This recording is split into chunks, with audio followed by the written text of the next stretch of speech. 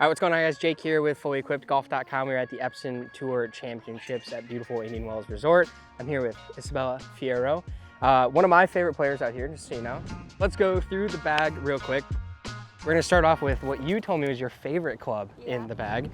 Yeah. What's the head cover meaning?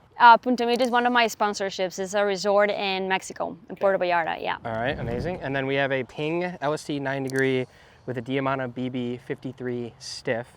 Same setup shaft-wise that I had with Leticia yesterday. Tell me what you like so much about your driver. Like, why is this your favorite club? This season I've been working a lot in power, and I used to have a little bit of a lighter shaft, and then when the season started, I got stronger, so I like that shaft a lot because I can pretty much rip it when I need to, like get the full out of that driver, and then when I just want to swing a little bit, like not as fast, then it allows me to have like good dispersion, which is what I look for in a driver the most. Like I want the dispersion not to be like super wide, and I honestly like to play very narrow fairways. So this course for me settles my eye really good. I love about that driver that I can tee it down so good when it's a narrow fairway or into the wind, and still is not gonna go like super spinny. Like I can hit it pretty solid off the face, and for me that driver is just very consistent and it's performed pretty well. Awesome. Are you creative off the tee, or are you just full send, same shot? I can be creative. That's the good thing about my swing. Like it sets my eye, like when I have like, let's say a bunker on the right or something, like I can fade it or I can hit like a very low draw or something, but usually I'm pretty neutral with my ball flight. Perfect. All right, and then we move into, oh, this is 5-wood. What's the 5-wood head cover story? Juntas, that's like right now they're helping the professional and amateur golfers in Mexico. So it's really good, the program they're doing. It leads by Lorena Ochoa. So they're helping financially with like all of their resources such as coach, fitness, nutrition, everything. So pretty good, yeah. Awesome. And then, all right, so we go 3-wood, 5-wood, and then into some hybrids. Yeah. So 3-wood, 5-wood, same setup with a Ping G440 Max. Yep. Same 2.0 Chrome. Yep. And then let's talk about your Ionic grips real quick. These are fun. Yeah. So I actually just switched them yesterday. I had to re-grip them. Yeah, I went to a shop here that helped me a lot. But I actually had a wrist surgery 7 years ago. And I used to have Golf Bright grips, which they're amazing. I know they're really good with all of their grips. But for me, when I was impacting the ball, I could feel a little bit of tension in my wrist, especially when I was playing under the cold weather. So I switched to Ionic probably like 5 years ago now, and I have not switched since then. They have so many, like the technology that they have like the sticky ones, they have like not too thick ones. So I actually have those ones that are 1.8s, but I actually do 3 wraps on there. So it's pretty interesting, that dynamic there, but it's been working for me so far, and it allows my wrist not to feel as much pressure through the impact. So is it pressure through the swing, or is it the feedback that comes up into your hands at impact? I like the way, like, can you see that I have the Ionic, like kind of lower down. I don't like to see it because I don't like to kind of aim my hands too much. I don't really get technical out there. But it kind of sets both of my hands pretty good. But the tension I'm talking about, it's when I impact. Yeah, so that feedback that comes up the club. Yeah, exactly. Especially then moving into the irons, that's probably a bigger deal. Yes, All right, so then hybrid, we go 4, 5, 6. Yes. Okay, talk to me about your hybrids. Why 3 hybrids in the bag? Yeah. Which is a move that I love. I like gave up on hitting long irons this season, and I just started putting hybrids in, so I love it. Same Ionics, same Ping 2.0 Chromes.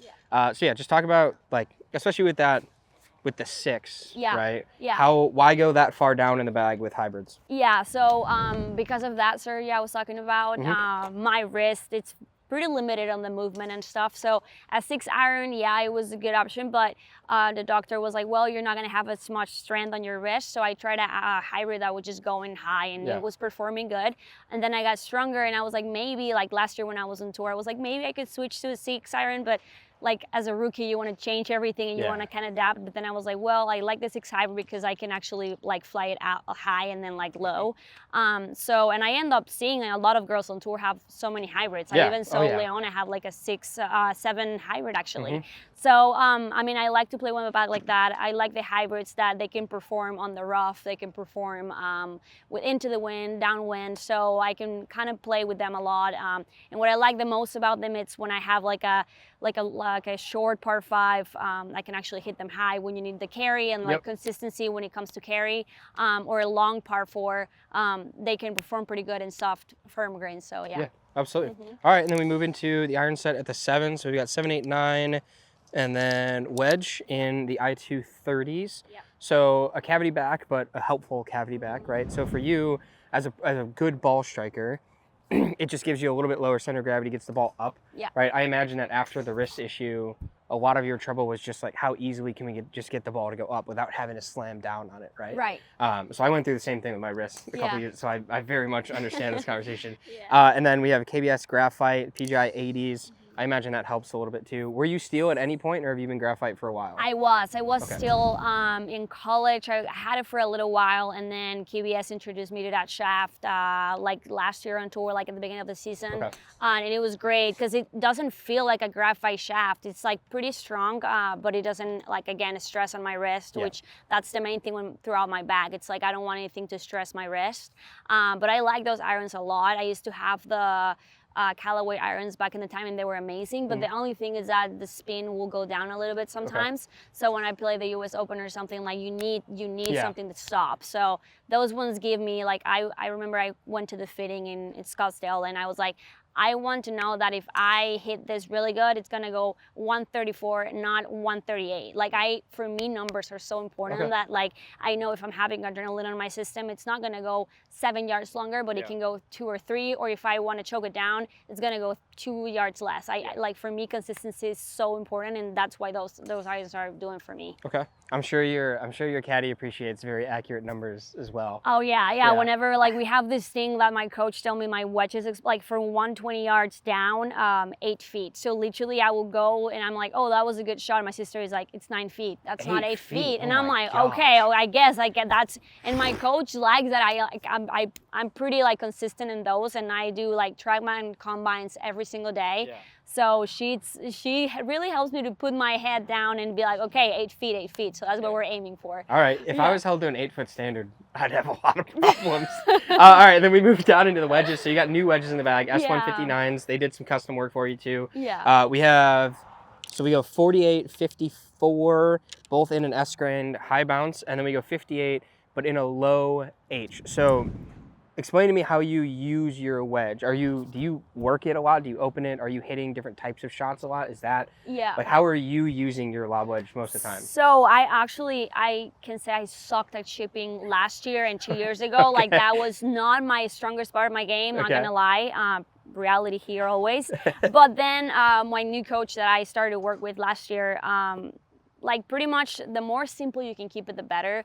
So like for amateur golfers, like you say you want to hit a high shot and they go like this and they want to like just switch around. For me, it was kind of like, he said, like, do you know what the bounce is? I'm like, no, I don't. So he explained to me how the club works, and he pretty much told me like you can actually open the face. Like don't be afraid of like, and even Tiger would say like open the face. So even like in hard ground, you will open the face. And for me, the important thing will go just like kind of open that the left foot and just put my weight on the left, and literally the club just kind of like naturally go under the ball.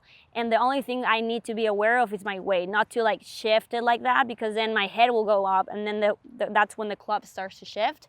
So just keep it like neutral on the left foot and just swing it, and that's pretty much it. I love that. So that's, to me, you just perfectly described the player that would go into an H, because if you look at it, right, you get a nice tight front edge. So off of stuff like this, you can stay down under the ball, but you get tons of trailing edge bounce. So that if you're on, if you're playing in the Midwest, like at Southbound or Battle Creek or something like that, you're not going to get into the turf and die, right? It's still going to come out a little bit. So perfect H grind player. Okay. And then the putter here. Talk to us about your PLD, because I've known that you had a custom one for a while.